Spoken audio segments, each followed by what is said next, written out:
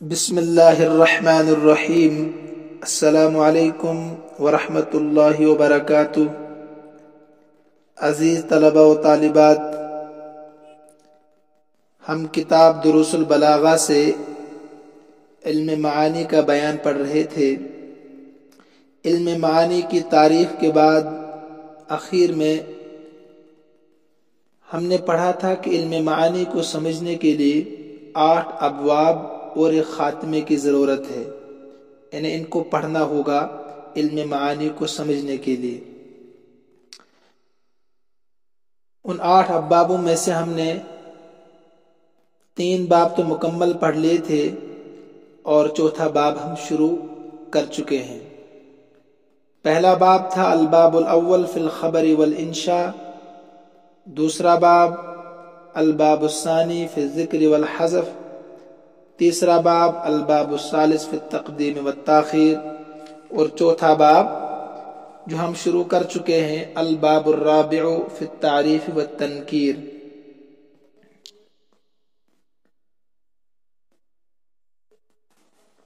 اس باب کو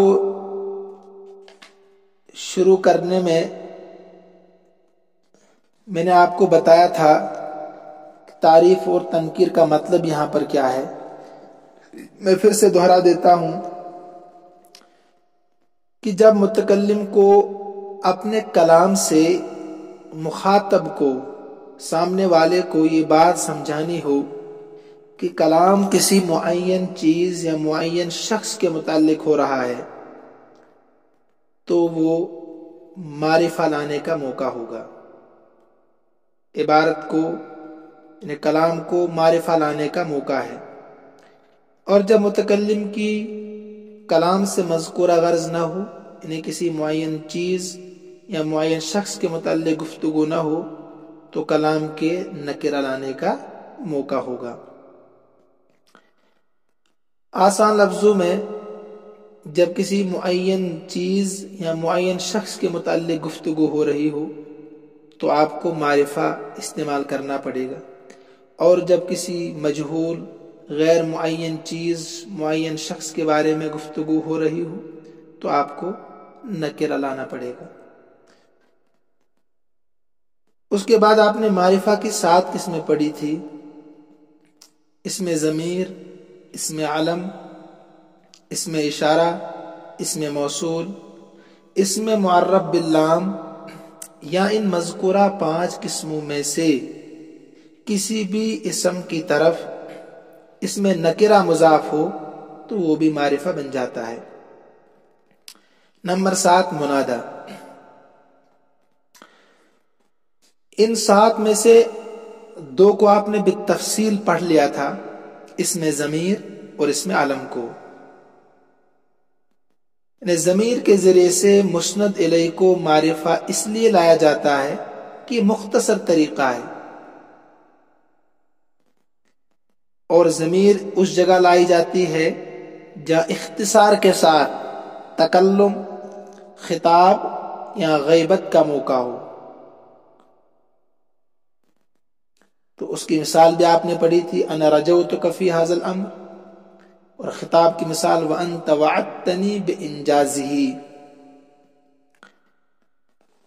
اس کے بعد آپ نے علم کے بارے میں پڑھا تھا کہ جس کے ذریعے اسم کو معرفہ اس لیے لایا جاتا ہے، علم کے ذریعے اسم کو معرفہ اس لیے لایا جاتا ہے تاکہ اس کے معنی کو سامع کے ذہن میں مخصوص طریقے پر پیش کیا جائے، مخصوص نام کے ساتھ اس کو مخاطب کے ذہن میں حاضر کیا جا سکے۔ اس کی مثال بھی آپ نے پڑھی تھی، وَإِذْ يَرْفَعُ إِبْرَاهِيمُ الْقَوَاعِدَ مِنَ الْبَيْتِ وَإِسْمَاعِيلُ۔ آپ نے یہ بھی پڑھا تھا وہاں پر کہ کبھی علم کے ساتھ دوسرے اغراض بھی مقصود ہوتی ہے۔ اصل تو کیا ہے کہ سامع کے ذہن میں مخصوص نام کے ساتھ حاضر کیا جا سکے، اس لیے علم کے ذریعے سے اسم کو معرفہ لایا جاتا ہے۔ لیکن کبھی اس سے ہٹ کر بھی یہ استعمال ہوتا ہے، مثلا کبھی تعظیم کی غرض سے علم کے ساتھ معرفہ لایا جاتا ہے، کبھی اہانت کی غرض سے علم کے ساتھ معرفہ لایا جاتا ہے، جسے ذہب صخر آپ نے پڑھا تھا۔ کبھی اسے کسی معنی سے کنایہ کی غرض سے علم کے ساتھ معرفہ لایا جاتا ہے، مگر وہاں آپ نے یہ بھی پڑھا تھا جس کے لیے لفظ علم صلاحیت بھی رکھتا ہو، اس کی مثال تھی تبت یدا ابی لہب و تب۔ تو یہ ساری چیزیں آ گئی تھی تفصیل کے ساتھ، اگر آپ پھر سے سننا چاہیں تو وہ سن سکتے ہیں۔ آج ہم پڑھنے جا رہے ہیں اسم اشارہ،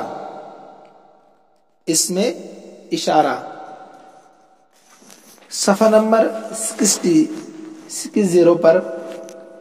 وَأَمَّا اسْمُ الْإِشَارَةِ فَيُؤْتَى بِهِ إِذَا تَعَيَّنَ طَرِيقًا لِإِحْضَارِ مَعْنَاهُ كَقَوْلِكَ بِعْنِي هَذَا مُشِيرًا إِلَى شَيْءٍ لَا تَعْرِفُ لَهُ اسْمًا وَلَا وَصْفًا۔ بہرحال اسم اشارہ تو اسے اس وقت لایا جاتا ہے جب کہ اس کے معنی کے حاضر کرنے کا کوئی طریقہ متعین ہو جائے۔ اذا تعین طریقا فیؤتی بہ، اسے لایا جاتا ہے اذا تعین طریقا، جب کوئی طریقہ متعین ہو جائے، لاحضار معناہ، اس کے معنی کے حاضر کرنے کا۔ یہ لفظ بلفظ ترجمہ میں کر رہا ہوں۔ قولک، جیسا تیرا قول، بعنی ھذا، یہ مجھے بیچ دے، یہ چیز مجھے بیچ دے، مشیرن، اشارہ کرتے ہوئے، الی شیء، ایسی چیز کی طرف، لا تعرف لہ اسما، لا تعرف لہ، آپ نہیں جانتے ہیں اس چیز کا، اسما نام، ولا وصفا، اور نہ خوبی نہ وصف جانتے ہیں۔ اما اذا لم يتعین طریقا لذلک، اور بہرحال اذا لم يتعین طریقا لذلک، جب اس کے لیے کوئی طریقہ متعین نہ ہو، یعنی جب شیء معین کو مستحضر حاضر کرنے کے لیے اشارہ کرنا متعین نہ ہو، اشارہ کرنا متعین نہ ہو، یہ مطلب اذا لم يتعین، بہرحال جب متعین نہ ہو، طریقا لذالک، شیء معین کو حاضر کرنے کے لیے اشارہ متعین نہ ہو، فیکون لاغراض اخری، تو دوسرے مقاصد کے لیے ہوگی۔ تو اصل کیا ہے؟ اصل آپ یاد رکھیے کہ اسم اشارہ تو اسے اس وقت لایا جاتا ہے جب اس کے معنی کو حاضر کرنے کا کوئی طریقہ متعین ہو جائے، جیسے بعنی ھذا، یہ چیز مجھے بیچ دے۔ یہ آپ تب بولتے ہیں جب آپ نہ اس چیز کا نام جانتے ہیں اور نہ اس کی خوبی جانتے ہیں، اس کا وصف جانتے ہیں۔ فی الحال آپ یہاں تک پڑھتے ہیں، میں سمجھاتا ہوں آپ کو کہ اس میں اشارہ اس وقت لایا جاتا ہے جب کسی معین چیز کو مخاطب کے ذہن میں حاضر کرنا ہو، یعنی مخاطب جو آپ کے سامنے ہے، تو کسی معین چیز کو اس کے ذہن میں آپ نے حاضر کرنا ہے، اشارہ حسیہ کے ذریعے سے۔ جیسے آپ دکاندار کے پاس گئے، آپ نے کوئی چیز وہاں پر دیکھی، مگر آپ کے ذہن میں اس کا نام بھی نہیں آ رہا ہے اور اس کا وصف بھی نہیں آ رہا ہے، اس کی خوبی بھی نہیں آ رہی ہے، اس کے اندر وصف کیا ہے؟ اب آپ کیا کہتے ہیں اس کو؟ چیز تو معین ہے لیکن آپ اس کے نام سے اور وصف سے واقف نہیں ہیں۔ اب آپ اس سے کہتے ہیں بعنی ھذا، انگلی سے اشارہ کرتے ہوئے، بعنی، بعنی ہو گیا مجھے بیچ دے، بی اصل ہے، نون وقایا یا ضمیر مفعول بھی مقدم، بعنی، یہ مجھے بیچ دے، ھذا، یہ چیز مجھے بیچ دو، اشارہ کرتے ہوئے اس چیز کی طرف جس کا نہ تم نام جانتے ہو نہ اس کا وصف جانتے ہو۔ آپ یہ کیوں کہہ رہے ہیں؟ یعنی آپ کا مقصود ہے مشار الیہ، یعنی ھذا مشار الیہ ہے، جس چیز کی طرف آپ اشارہ کر رہے ہیں وہ مشار الیہ کہتا ہے، جس کے ذریعے سے آپ کر رہے ہیں وہ اسم اشارہ کہلاتا ہے۔ تو ھذا اسم اشارہ ہے، اور جس چیز کی طرف آپ اشارہ کر رہے ہیں وہ مشار الیہ ہے۔ مشار الیہ کی مراد کو مخاطب کسی طریقے سے سمجھ جائے، یعنی وہ دکاندار مخاطب جو ہے وہ کسی طریقے سے سمجھ جائے کہ مشتری کیا خریدنا چاہ رہا ہے، یعنی آپ کیا خریدنا چاہ رہے ہیں۔ ٹھیک ہے، تو آپ اس کی تعریف سمجھ گئے ہوں گے، اس میں اشارہ کب استعمال کیا جاتا ہے۔ تو اس کی ایک مثال انہوں نے دے دی، بعنی ھذا۔ اس کے بعد یہ کہہ رہے ہیں اذا لم یتعین طریق ذلک، اما اذا لم یتعین طریق ذلک، بہرحال اس میں اشارہ کبھی دوسرے مقاصد کے لیے بھی استعمال ہوتا ہے۔ یہ کب؟ اصل تعریف آپ کو ہمیشہ یاد رکھنی پڑے گی، جب اس میں اشارہ سے مقصود متعین چیز کو مخاطب کے ذہن میں حاضر نہ کرنا ہو، جیسے میں نے دکاندار کی مثال دی، جب یہ تصور نہ ہو تو اس وقت دوسرے اغراض مقاصد کے لیے بھی اس میں اشارہ لایا جاتا ہے۔ یعنی جس چیز کا آپ نہ نام جانتے ہیں نہ وصف جانتے ہیں، اب آپ اشارے سے دکاندار سے کہہ رہے ہیں کہ وہ چیز مجھے چاہیے، وہ چیز مجھے چاہیے، کسی طریقے سے آپ دکاندار کے ذہن میں اس مشار الیہ کو بٹھانا چاہتے ہیں کہ مجھے وہ والی چیز چاہیے۔ جب یہ مقصود نہ ہو تو آپ سمجھ جانا اس وقت اس میں اشارہ دوسرے مقاصد کے لیے ہوگا۔ ٹھیک ہے، یہ کہہ رہے ہیں اظہار الاستغراب، اظہار الاستغراب یعنی اظہار تعجب کے لیے۔ کس کے لیے؟ اظہار تعجب کے لیے۔ جیسے کم عاقل عاقل اعیت مذاہب وجاہل جاہل تلقاہ مرزوقا۔ ترجمہ دیکھیے پہلے، کتنے بڑے عقل مند لوگ ہیں، کم عاقل عاقل، کتنے بڑے عقل مند لوگ ہیں، آیت مذاہب، تھکا دیا انہیں ان کے معاش کے طریقوں نے، آیت مذاہب، تھکا دیا ان کو ان کے معاش کے طریقوں نے، وجاہل جاہل تلقاہ مرزوقا، اور کتنے جاہل لوگ ہیں جن کو تم رزق ملا ہوا پاتے ہو، تلقاہ تم ان کو پاتے ہو، مرزوقا رزق ملا ہوا۔ ھذا الذی ترک الاوہام حائرۃ، ھذا الذی ترک الاوہام حائرۃ، یہی وہ چیز ہے، ھذا الذی یہی وہ چیز ہے جس نے عقلوں کو حیران کر ڈالا ہے، ترک الاوہام عقل مندوں کو، اوہام حائرۃ حیران کر ڈالا ہے، حیرت میں ڈال دیا ہے، وسیر العالم نحریر زندیقا، اور ماہر عالم کو بددین کر ڈالا ہے، اور ماہر عالم کو بددین کر ڈالا ہے۔ یہ ترجمہ ہو گیا۔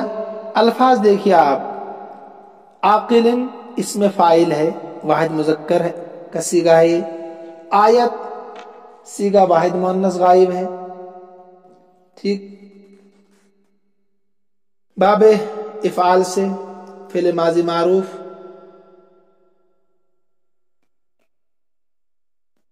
آئیہ سمع سے بمعنی عاجز ہونا، آئیہ سے ہے یہ، آئیہ تو بمعنی عاجز ہونا۔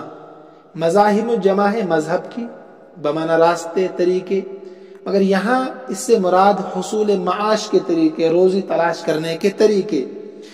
اور جاہل صیغہ واحد مذکر، اس میں فاعل، باب سمع سے بمعنی نادان ہونا، جاہل ہونا۔ مرزوقہ اس میں مفعول ہے، نصر سے رزق پہنچانا، ترکا تو پتہ ہی آپ کو ہے، نصر سے چھوڑنا. اوہامن یہ جمع ہے وہمن کی بمانا خیال. ٹھیک. حائرتن واحد مؤنث اسم فاعل باب سمع سے بمانا حیران ہونا. سیرہ واحد مذکر غائب فعل ماضی معروف تفعیل سے ہے یہ. اور نحریر جمع نحاریر آتی ہے بمانا عقل مند. اور زندیقن اس کی جمع ہے زنادیق بمانا بیدین. شعر کا مطلب کیا ہے؟ ترجمہ ہو گیا، الفاظ کے لغوی تحقیق بھی آ گئی. کتنے ہی بڑے عقل مند ایسے ہیں کہ تھکا دیا ہے انہیں ان کے معاش کے طریقوں نے. مطلب وہ کمانے کے سلسلے میں مصیبتیں پریشانیاں جھیلتے جھیلتے تھک کر بے بس ہو گئے ہیں بیچارے. ہوتا ہے نا ایسا کہ بڑے بڑے عقل مند ایجوکیٹڈ لوگ بیچارے روزی کی تلاش میں تھک ہار کر بے بس ہو جاتے ہیں. اور کتنے ہی جاہل نکمے بالکل سکول کا دروازہ بھی نہیں دیکھا ہوتا ہے، پڑھائی نام و نشان کی نہیں ان کے پاس، مگر بڑے مالدار، اللہ نے بڑا رزق دے دیا ہے. تو یہ شاعر کہتا ہے کہ یہی چیز ہے جس نے عقلوں کو حیران کر ڈالا ہے کہ ایسا کیسے ہو سکتا ہے. اور بڑے بڑے پڑھے لکھے ماہر فن عالم دین بھی اس پریشانی میں ہے کہ یہ کیا ماجرا ہے، یہ کیا ماجرا ہے. ماجرا یہی ہے، اللہ پاک فرماتے ہیں نحن قسمنا بینہم معیشتہم فی الحیات الدنیا. یہ دنیا کی روزی اللہ نے تقسیم کر دی. یہ تو جملہ معترضہ کے طور پر میں بتا رہا ہوں. تو یہ شعر کا مطلب ہو گیا. یہاں جو محل استشہاد ہے وہ کیا ہے، یہ سمجھنے کی چیز جس سے بحث ہے، وہ ہے ھذا الذی ترک الاوہام. کہ اس شعر میں ھذا جو ہے نا، اس میں اشارہ کو تعجب اور حیرانگی کے اظہار کے لیے لایا گیا ہے. کس کے لیے؟ تعجب اور حیرانگی کے اظہار کے لیے. اصلی معنی میں استعمال یہاں نہیں ہے کہ عقل مند ذریعہ معاش کے لیے پریشان رہتا ہے جبکہ جاہل خوشحال دولت مند ہوتا ہے، اسے کوئی فکر نہیں ہوتی ہے. تو اس پر نشان لگائیے ھذا الذی ترک الاوہام، محل استشہاد ہے کہ یہاں پر اس میں اشارہ اپنے اصلی معنی میں استعمال نہیں ہو رہا ہے. دوسرا موقع کیا ہے؟ اس میں اشارہ کے ساتھ کمال توجہ مراد ہوتی ہے. وہ کمال العنایت، کمال توجہ، انہیں پوری کی پوری توجہ کوئی انسان اپنی طرف مبذول کرانا چاہتا ہے. جسے میں چاہتا ہوں آپ میرا سبق بغور سنیں، اس کا نام ہے کمال عنایہ. سمجھ گئے آپ؟ کمال عنایہ. ھذا الذی تعرف البطحاء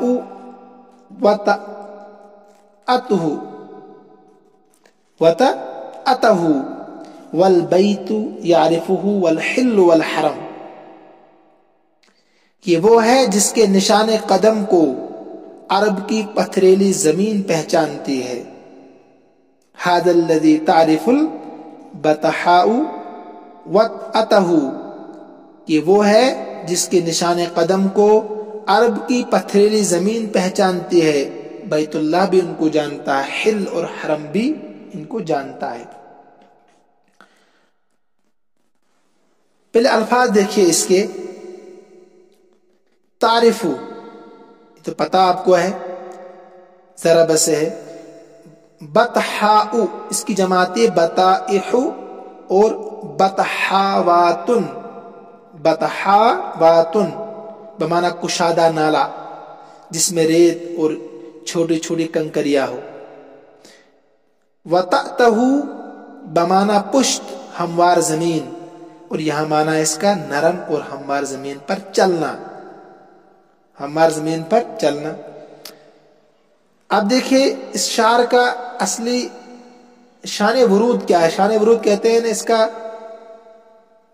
پڑھنے کا کی وجہ کیا ہے، یہ شعر کیوں پڑھا گیا ہے، کس وجہ سے پڑھا گیا، اس کو بولتے ہیں شان ورود. جسے قرآن میں شان نزول ہوتا ہے، اشعار وغیرہ میں شان ورود بولتے ہیں اس کو.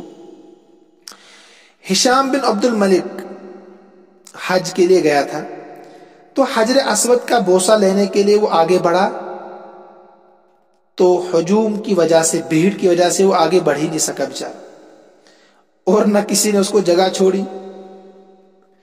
اتنے میں امام زین العابدین بن حسین رضی اللہ تعالی عنہ آگے، وہ بھی پہنچ گئے، اور جیسے حجر اسود کی طرف بڑھنے لگے تو تمام لوگ آپ کے راستے سے ہٹ گئے۔ آپ نے آسانی سے حجر اسود کا بوسہ دیا، تو ان کے ساتھ جو ہشام بن عبد الملک کے ساتھ جو مشیر وغیرہ تھے، وزراء تھے، تو انہوں نے تعجب سے پوچھا کہ کون ہے؟ تو خود ہشام بن عبد الملک نے جواب دیا کہ میں تو ان کو نہیں جانتا۔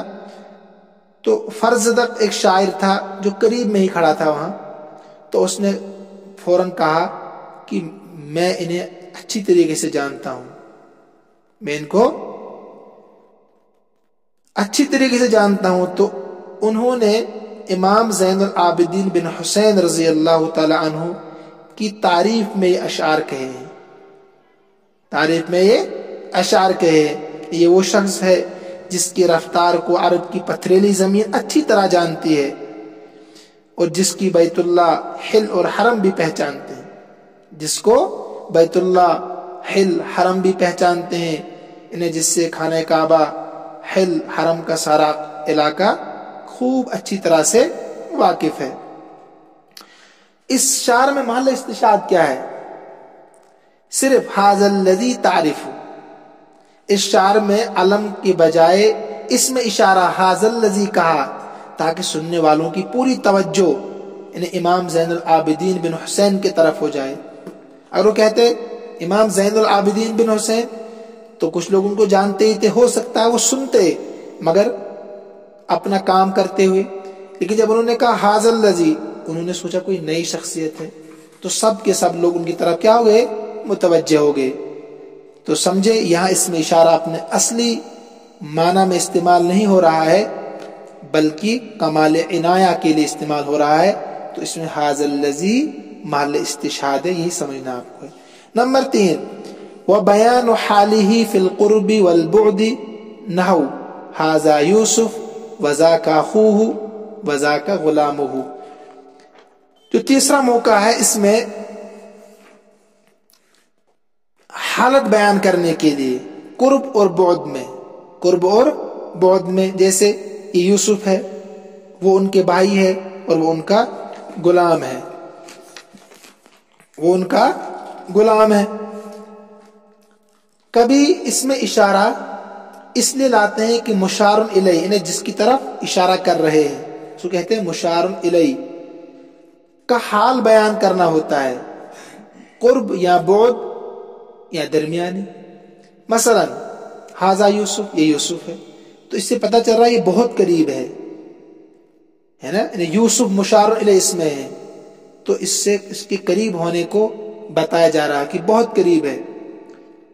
یا درمیانی موقع ہو جیسے ذاک اخوہ، وہ ان کے بھائی ہے، دور ہے اس سے، اور بہت زیادہ دور درجہ بیان کرنا ہو، آپ کہتے ہیں ذاک غلام ہو، ہاں وہ تو ان کا غلام ہے، تو زیادہ قریب یوسف ہے، پھر اس سے کچھ قریب کون ہے؟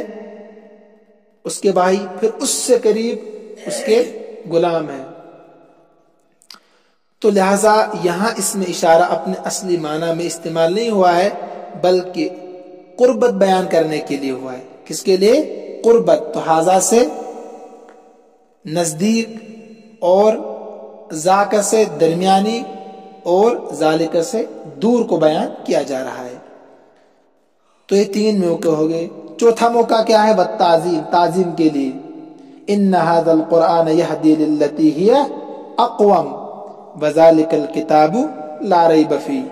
تعظیم کے لیے آتا ہے، انہیں اس میں اشارہ اپنے اصلی معنی میں استعمال نہیں ہوتا ہے، جو اس کا اصلی معنی ہے وہ ذہن میں رکھتے ہوئے آپ سمجھنے کی کوشش کریں۔ بے شک یہ قرآن پاک اس راستے کی رہنمائی کرتا ہے، ان ھذا القرآن یہدی للتی ہی اقوم، جو بالکل سیدھا ہے، یہ وہ کتاب ہے جس میں کوئی شک و شبہ، ذالک الکتاب لا ریب فیہ، جس میں کوئی شک و شبہ نہیں ہے۔ تو اس سے مقصود مشار الیہ کی تعظیم ہے، مشار الیہ کی تعظیم ہے. ان ھذا القرآن، جو قرآن ہے نا مشار الیہ، اس کی تعظیم کو بتانا ہے. تو اصلی معنی کیا تھے؟ جس کے نام کو آپ، جس کے وصف کو آپ نہیں جانتے ہیں، اس کو مخاطب کے ذہن میں حاضر کرنے کے لیے، بٹھانے کے لیے، تاکہ وہ سمجھ جائے. تو وہ یہاں مقصود نہیں ہے. تو بے شک یہ قرآن اس راستے کی رہنمائی کرتا جو بالکل سیدھا ہے. تو اس آیت میں ان ھذا القرآن جو ہے نا، اس میں اشارہ ایک تو ہے کمال عنایت، جو پیچھے ابھی پڑھا ہم نے، لوگوں کی توجہ مبذول کرنے کے لیے یہ قرآن. اس قرآن پاک کی عظمت شان کو بھی بیان کیا جا رہا ہے. تو دو چیزیں اس میں خود بخود آ گئی. ایک تو کمال عنایت، یعنی توجہ پوری کی پوری لوگوں کی اسی کی طرف کہ قرآن کیا ہے. اس میں آگے کہا کہ یہدی للتی ہے اقوام. اور دوسری بات جو یہاں ہے تعظیم، وہ خود بخود اس میں آ رہی. تعظیم کیسے ہے؟ کہ صحیح اور صراط مستقیم کی رہنمائی صرف قرآن مجید ہی کر سکتا ہے. تو یہ تعظیم آ گئی. دوسری مثال ہے ذالک الکتاب لا ریب فیہ، یہ عظیم الشان کتاب ہے جس کے کلام الہی ہونے میں کوئی شک نہیں کوئی. تو اس آیت میں بھی اس میں اشارہ جو ہے تعظیم کے لیے لایا گیا ہے. یعنی ذالک اس میں اشارہ تعظیم کے لیے لایا گیا ہے. پہلی آیت میں اس میں اشارہ ھذا قریب کے لیے تھا، اور دوسری میں ذالک اس میں اشارہ بعید کے لیے ہے. لیکن دونوں تعظیم کے لیے استعمال ہوتے ہیں. صرف قرب اور بعد کا فرق ہے، لیکن دونوں تعظیم کے لیے استعمال ہو رہے ہیں. اسی کا نام تھا کیا؟ والتعظیم. اور آخری موقع جو ہے، یعنی اس میں اشارہ اپنے اصلی معنی سے ہٹ کر دوسرے معنی میں استعمال ہونے کا یہ پانچواں موقع ہے. والتحقیر، تحقیر کے لیے، یعنی کبھی اس میں اشارہ کو تحقیر کے لیے استعمال کرنے کے لیے، حقارت بیان کرنے کے لیے. نحو ھذا الذی یذکر آلہتکم، کیا یہ وہی صاحب ہے جو تمہارے معبودوں کو برا بلا کہتے ہیں، تمہارے معبودوں کو برا بلا کہتے ہیں. اور دوسری جگہ ہے یہی وہ ہے جو یتیم کو دھکے دیتا ہے. فذالک الذی یدع الیتیم، کیا یہی ہے وہ جو یتیموں کو دھکے دیتا ہے. تو یہ آخری موقع ہے، یعنی جس اس سے مقصود مشار الیہ، یعنی اس میں اشارہ سے مقصود مشار الیہ کی تذلیل اور تحقیر بیان کرنا ہوتا ہے. جیسے نعوذ باللہ ملعون ابو جہل نے حضور اکرم صلی اللہ علیہ وسلم کی طرف اشارہ کرتے ہوئے کہا تھا اھذا الذی یذکر آلہتکم. تو یہاں پر جو ھذا ہے نا اس میں اشارہ، یہ الذی یذکر آلہتکم، اس میں جو شخص ہے یعنی حضور صلی اللہ علیہ وسلم نعوذ باللہ، وہ ان کی توہین کرنا چاہ رہا تھا کہ یہ وہی شخص ہے جو تمہارے معبودوں کا تذکرہ کرتا ہے. تو اس میں ھذا کو تحقیر کے لیے استعمال کیا گیا ہے. اور جیسے فذالک الذی یدع الیتیم، یہ وہی شخص ہے جو یتیم کو دھتکارتا ہے. تو ان دونوں آیتوں میں جو اس میں اشارہ ھذا اور ذالک ہے، تحقیر کے لیے لائے گئے ہیں، ھذا قریب کے لیے اور ذالک بعید کے لیے. تو خلاصہ یہ کہ اس میں اشارہ جتنے بھی ہے تو کبھی اپنے اصلی معنی سے ہٹ کر دوسرے مقاصد کے لیے بھی استعمال ہوتے ہیں. اور وہ 5 جگہ یہاں صاحب کتاب رحمۃ اللہ علیہ نے ذکر کی ہے. تو اصلی معنی کیا ہے؟ اس میں اشارہ کا اصلی معنی کہ جب آپ کسی چیز کے نام سے واقف نہیں ہیں، اس کے وصف سے واقف نہیں ہے، اور مشار الیہ کی مراد کو مخاطب کسی طریقے سے سمجھ جائے، یہ آپ کا مقصود ہو. جیسے میں نے دکاندار کی مثال دی، آپ دکان پر گئے، کوئی چیز خریدنا چاہتے ہیں، لیکن آپ اس چیز کا نہ نام جانتے ہیں نہ وصف جانتے ہیں. اب آپ اس میں اشارہ استعمال وہاں کریں گے تاکہ دکاندار سمجھ جائے کہ مجھے کیا خریدنا ہے. اسی چیز کو آپ ذہن میں رکھیں. اصلی معنی تو اس کے یہی ہے، باقی اس کے علاوہ بھی استعمال ہوتا ہے. تو 5 جگہ ہیں. نمبر 1 اظہار تعجب کے لیے، جس کو اظہار الاستغراب کہا. نمبر 2 کمال العنایہ، یعنی پورے لوگوں کی توجہ اپنی طرف کھینچنے کے لیے. نمبر 3 بیان حالہ فی القرب والبعد، قریب اور بعید ہونے کی حالت کو بیان کرنا، نمبر 4 تعظیم کے لیے، اور نمبر 5 تحقیر کے لیے۔ تو اسم اشارہ کی تعریف اپنے اصلی معنی میں استعمال کب ہوتا ہے، کیوں ہوتا ہے، اور اپنے اصلی معنی سے ہٹ کر 5 جگہوں میں اور بھی استعمال ہوتا ہے۔ تو یہ تمام کے تمام چیزیں آپ ذہن میں رکھیں، سمجھنے کی کوشش کریں، بار بار سنیں۔ اللہ رب العزت ہم سب کا حامی و ناصر ہو۔ اللہ رب العزت ہم سب کو اپنے امن و امان میں رکھے، اپنے حفاظت میں رکھے۔ ھذا من عندی واللہ اعلم واحکم واتم وما توفیقی الا باللہ علیہ توکلت والیہ